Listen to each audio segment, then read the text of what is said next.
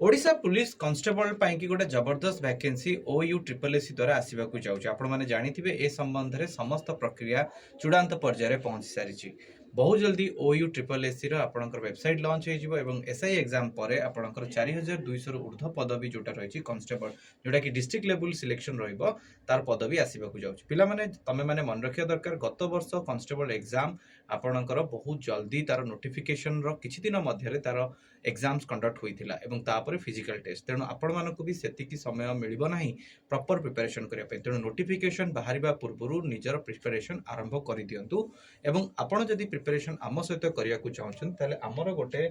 Constable लो foundation batch आपण पई कि अणा सारिची। तो पिला माने ए जो नुवा बैच रे आपण कोन करि परिबे ना क्लास 23 जून आरंभ होची जदि इथे बैच रे एनरोल करिया को चाहछंती ताले पिला माने आपण मो कोड देबे जार नाम होची पिला माने Y1007 ये कोड देकरी आपण 1413 टंका रे बैच एनरोल करि परिबे एवं निजर प्रिपरेशन आम सहित करि परिबे। ताले जमा भी डेरी करनी नोटिफिकेशन को अपेक्षा करनी एबेठर निजर प्रस्तुति कर पिला माने मन रखितो कोड लगत को जमा भूलिबेनी सेटा होची Y1007। Thank you.